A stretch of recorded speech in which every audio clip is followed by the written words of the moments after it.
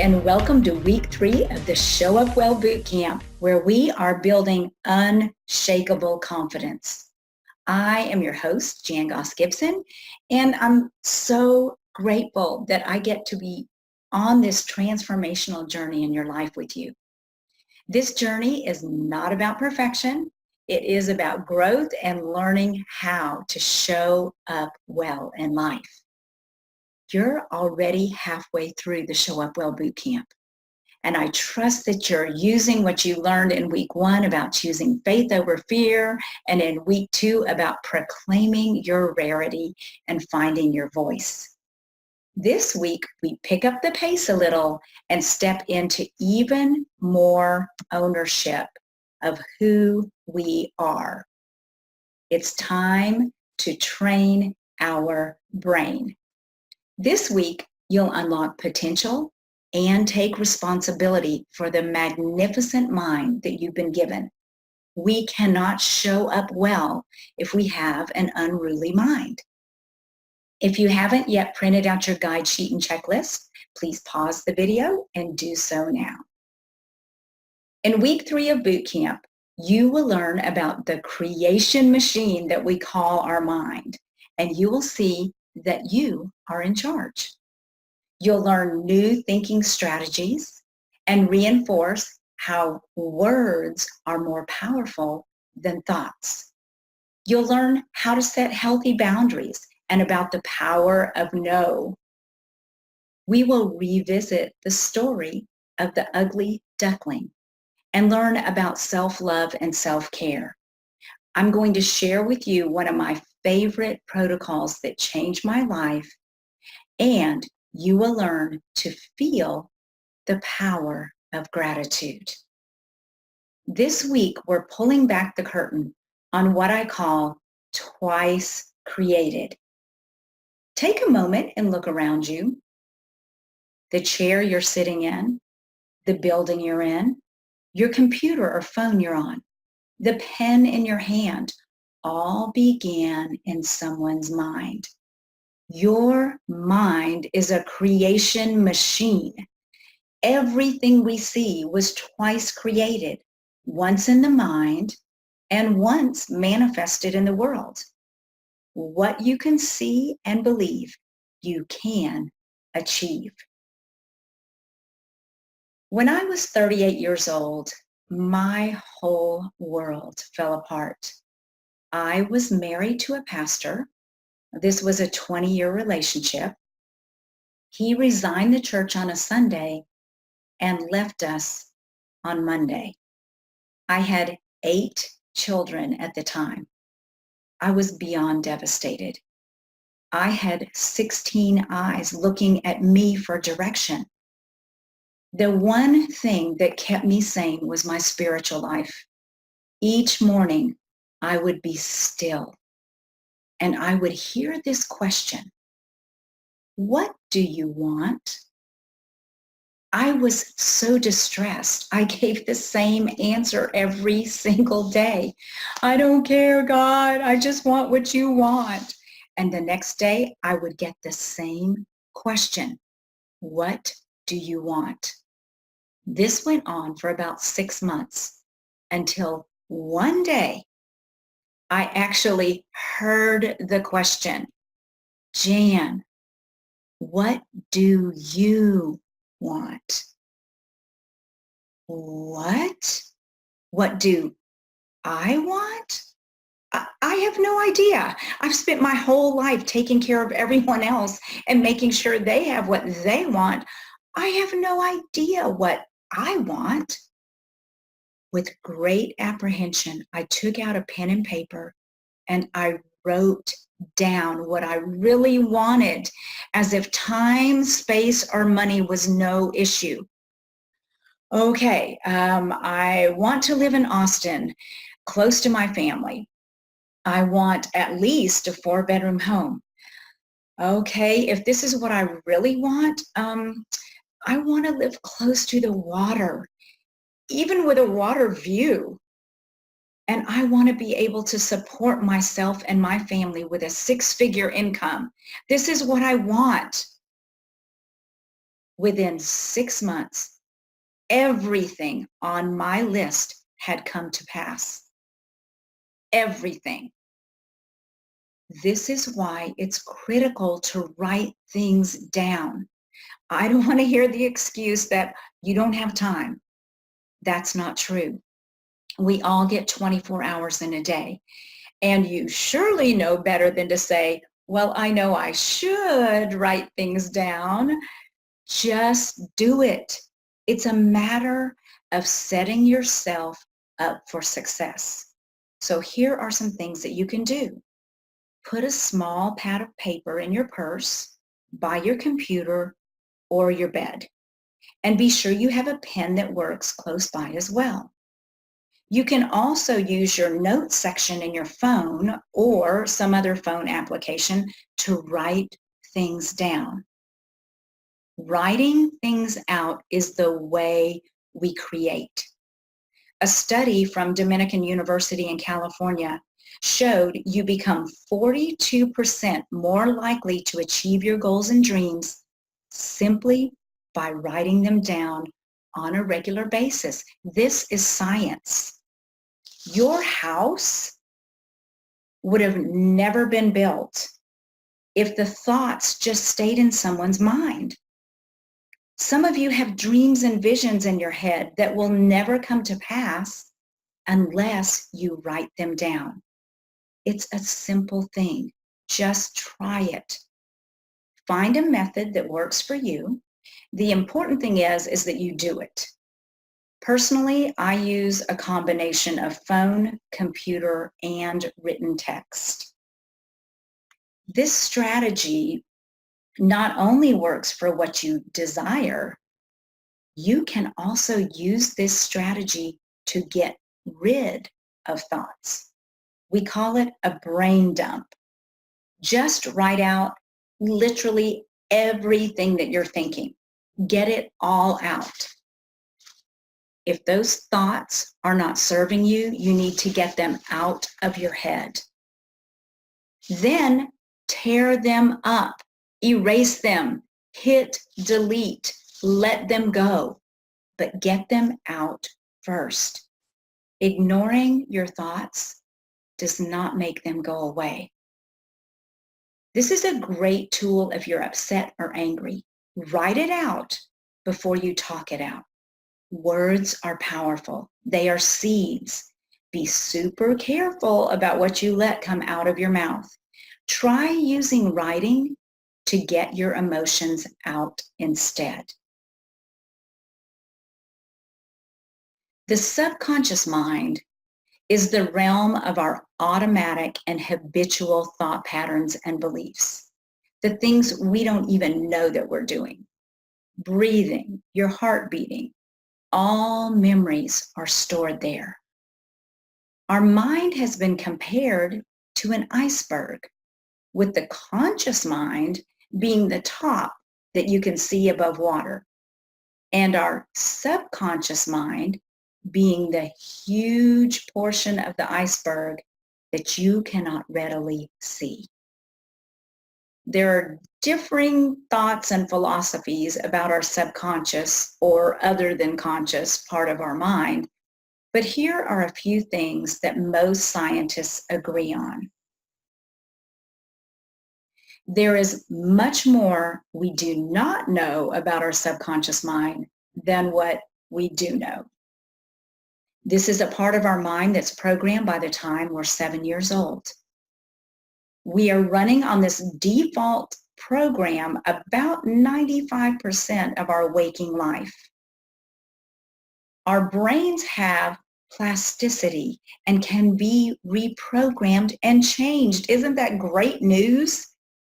And to change our subconscious mind, we will most likely feel resistance. Our brains want to go back to that default program. I can't, I'm not worthy, this won't work for me.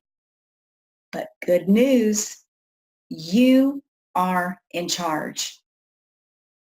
Have you ever felt like you were just like losing your mind?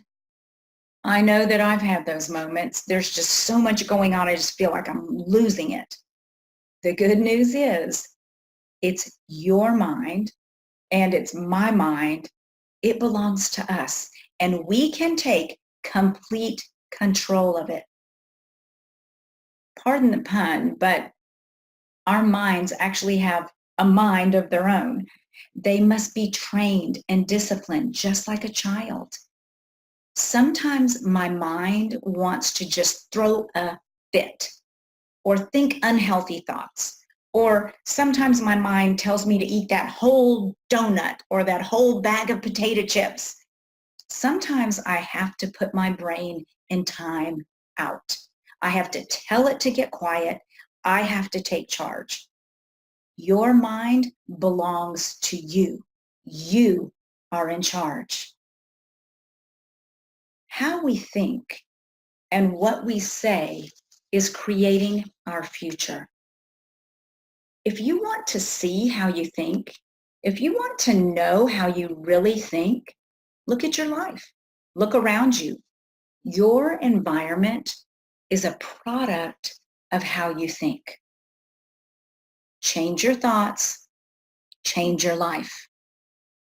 How often do you find yourself saying these common phrases? I can't, or I don't know. Or how about this one that women are famous for? I'm sorry. I wish I could.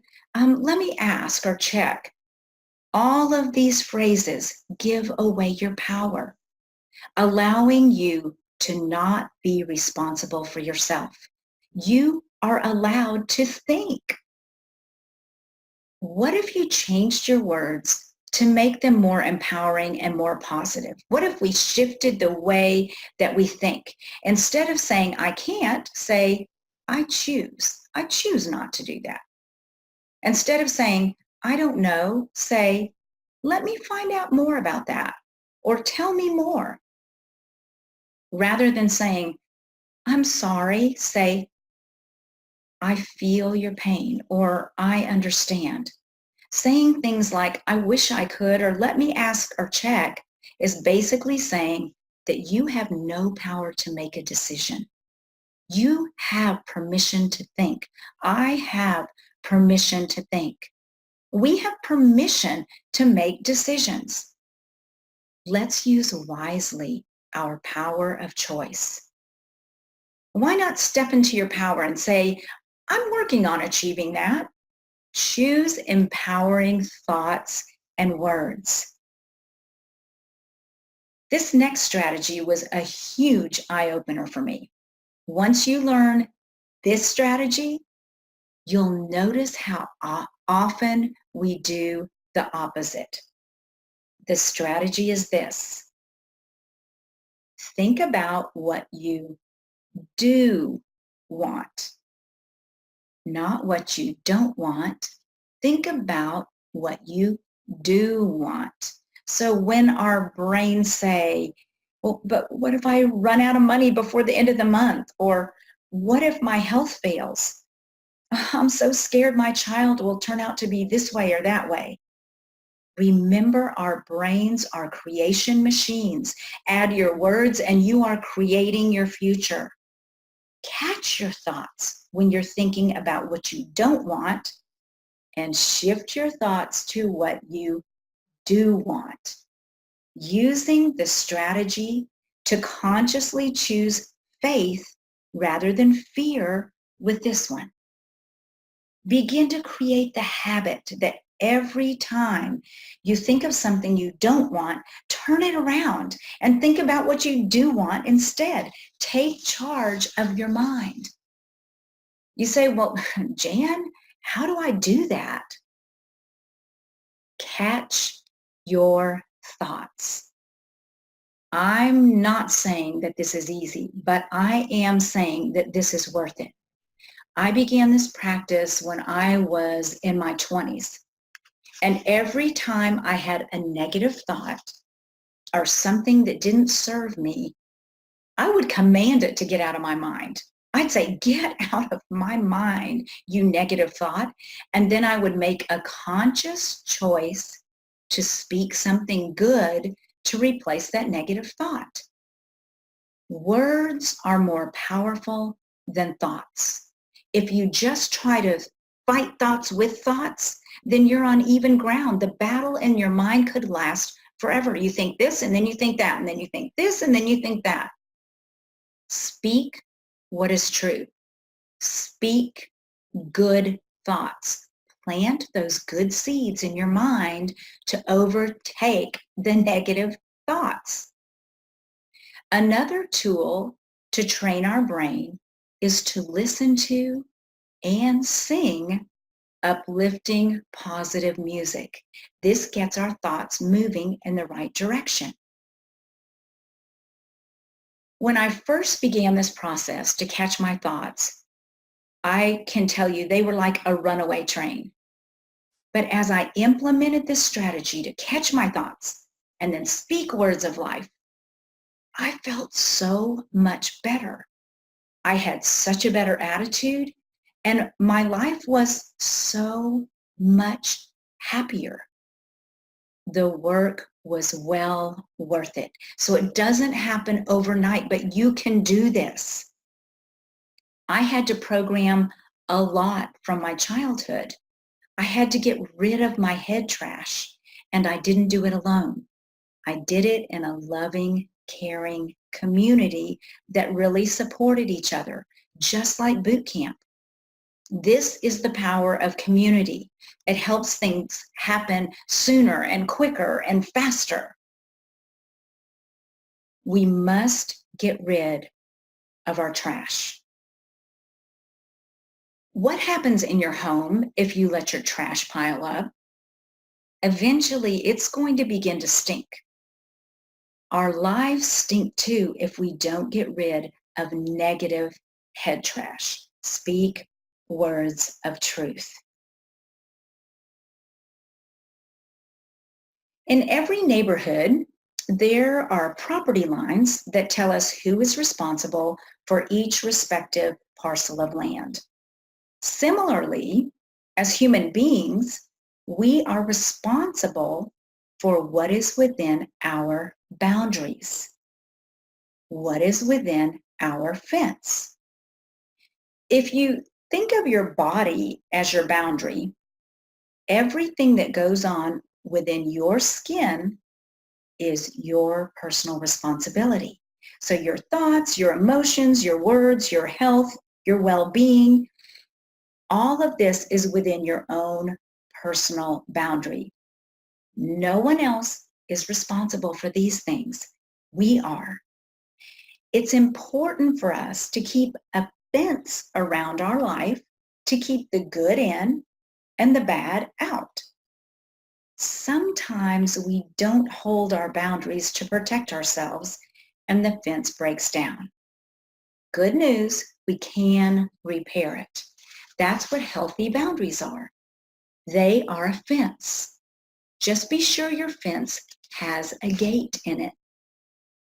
A fence without a gate is a wall. Sometimes when we get hurt, we build a thick wall around ourselves. And, sure, it does keep the bad out. It can keep you safe.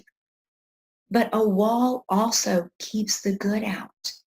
So keep your boundary gate open to receiving good things in your life. Just imagine with me, I live in your neighborhood and someone came in the middle of the night and dumped a whole load of trash within my fence. This is wrong. That's horrible.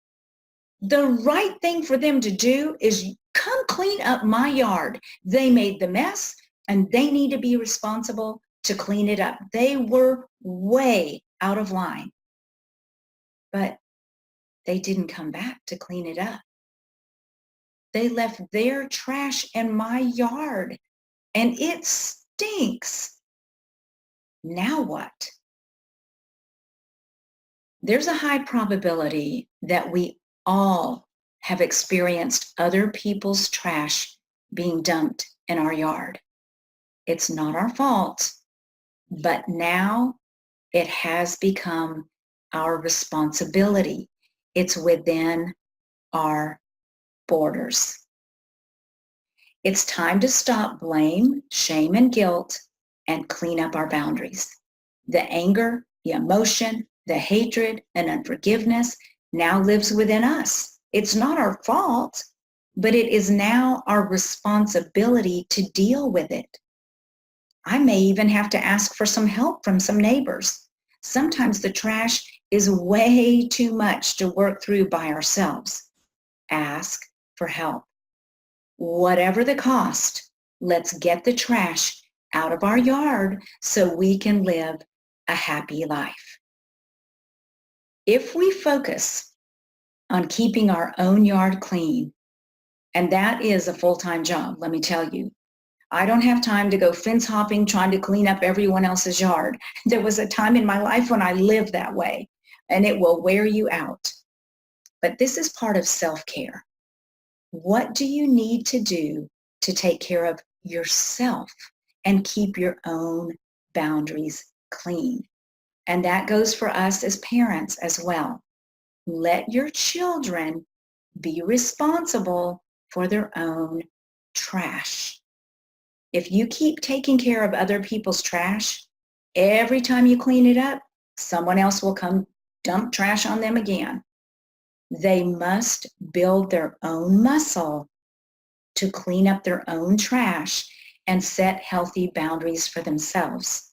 You can show them the way by being an example of healthy boundaries yourself. I'm not saying this is easy, and I have to remind myself about boundaries as well. But what I am saying is that it is worth it to clean up your yard and have healthy boundaries. One of the hardest words for a tender, compassionate, giving person to say is the word no. How do we learn to say no? By shifting our belief system around it and by practice, by doing it.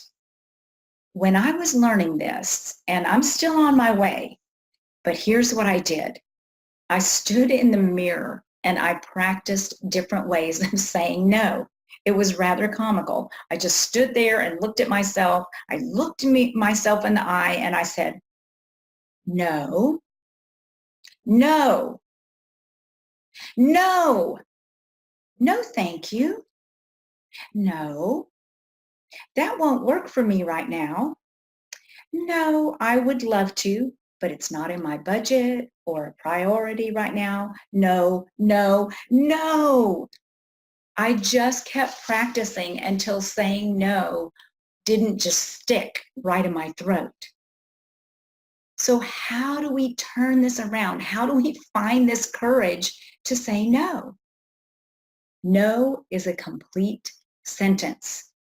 Sometimes it would be very beneficial just to stop with the word no and let go of the feeling that we have to give an explanation or give an excuse. Just let your no be no. What shifted my thinking once and for all about the word no was learning that saying no is actually saying yes. When I say no to something else, I'm actually saying yes to me. Saying no to another is saying yes to yourself. And many times saying no is actually for the good of the other person as well. When I say, no, I'm not giving you any more money, I'm saying yes to me and my savings account. I'm saying yes to you becoming a responsible adult. So why don't we? Why is this so hard for us? Fear. Fear of loss of love. Fear of what may happen to the other person if I say no. I don't want to hurt them. I don't want to hurt their feelings. So we hurt ourselves instead. If you have a hard time saying no, Use it as a learning experience to help you not do it again. If you say yes when it's best to say no, don't complain when it backfires, because it will. When we say yes, when it's detrimental, we suffer, and ultimately the other person suffers as well. Learn and don't repeat.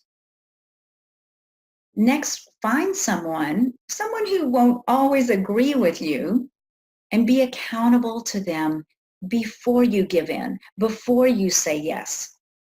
Say something like, I need to think about this, or I need to run this by someone before I answer you. And then surround yourself with strong people who know how to say no. This will help give yourself permission to say no.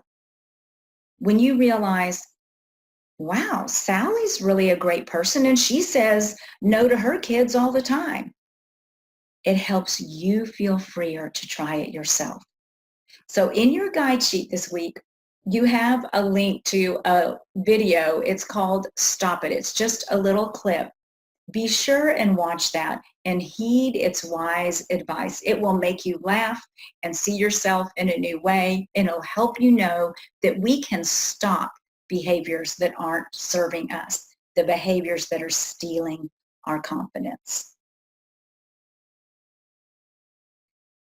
How many of you remember the story of the ugly duckling? This little duckling was not like the others. This little duckling was bullied and made fun of and felt ugly its whole life, until one day when she found out her true identity. She wasn't supposed to look like the ducklings because she wasn't one. How many times do we compare ourselves to others and see ourselves on the short end of the stick as ugly or different? I was that ugly duckling. At least that's what I thought. As I learned my value, as I learned my worth, as I began to choose faith over my fear and proclaim my rarity, as I learned to catch my thoughts and speak what was true about me, a beautiful swan emerged. I've discovered my DNA. And I know this boot camp is helping you discover yours as well. Find your tribe of positive, uplifting people who celebrate you for who you are. I love the saying that I go where I'm celebrated, not where I'm tolerated. Hang out with people who celebrate you. You'll begin to show up well like you never have before. Self-discovery and personal development can be a little uncomfortable at first. We have to admit that there's room for growth, and we have to admit that we may need to change our thinking. We're used to our old habits. We get comfortable in our own dysfunction, but it's time to see yourself in a new light. It's okay to love yourself.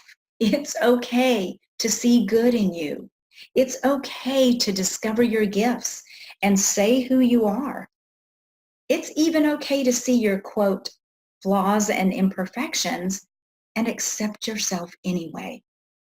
It's okay to treat yourself as you would a dear friend. Self-love is not selfish. Healthy self-love is not selfish. It is possible for people to become completely self-consumed and arrogant. That's not healthy self-love. So if you're already good at loving yourself, you do want to check in and just be sure you're loving other people as well. Love others as you love yourself. Train your brain to celebrate you and celebrate others. Okay, it's home stretch time in week 3 of the Show Up Well Boot Camp. How are you doing? Remember, I always love to hear from you at jan@showupwell.com. Send me your thoughts, your comments, and let me know how you're growing and developing on your Show Up Well journey. What 2-degree shifts are you making? How is this helping your life be even better?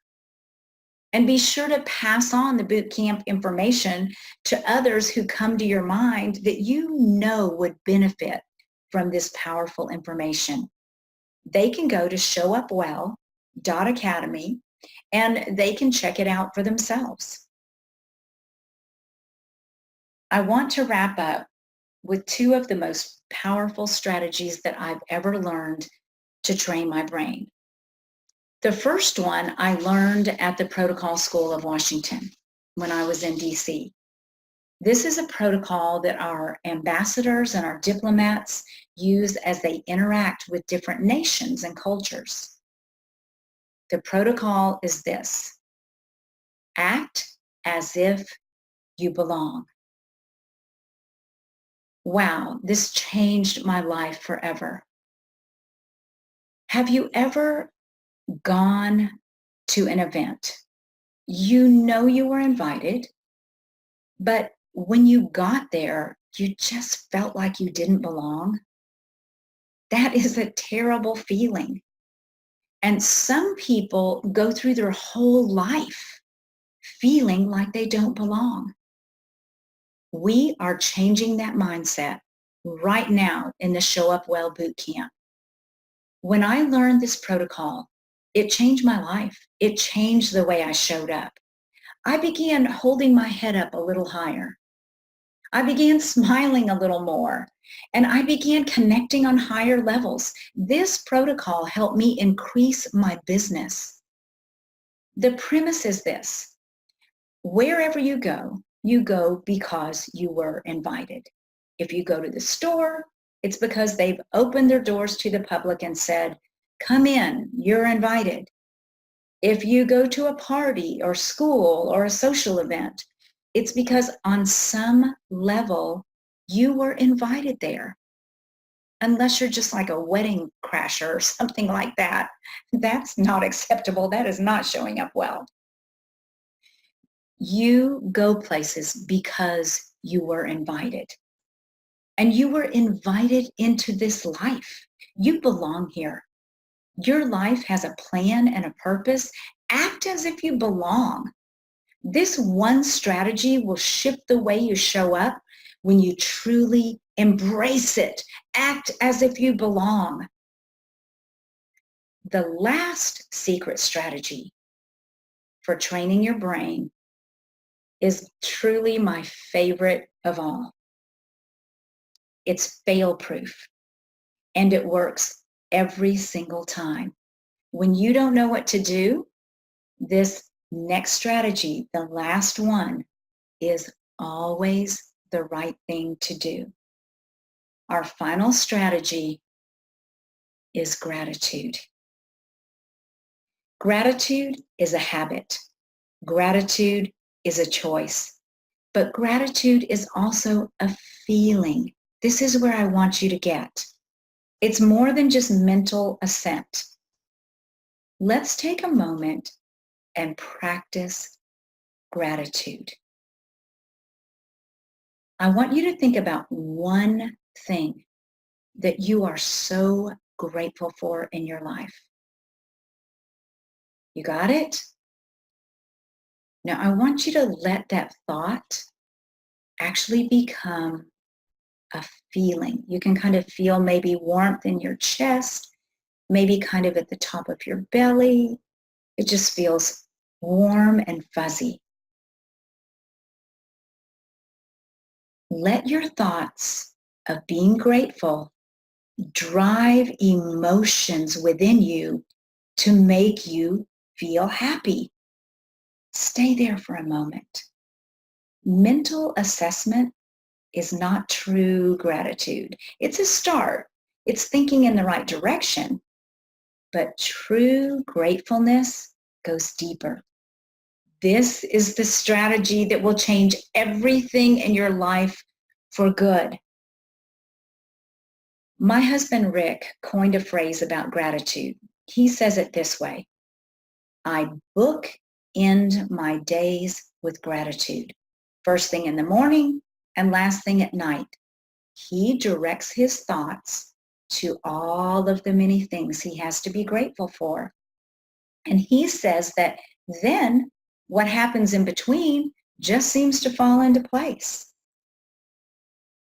Bookend your day with gratitude. And there's another piece about gratitude that I want to address, and it is this. In a world filled with calamity, you have permission to be grateful. Sometimes we see the misfortune of others, and it's really difficult to be grateful because everything just feels so sad. When people we love experience loss, when tragedy happens, when things go wrong, it can feel really hard to be thankful. These moments are a great opportunity to use what I call contrast to feel grateful for what you do have. So when I see someone who cannot walk, for an example, it makes me sad.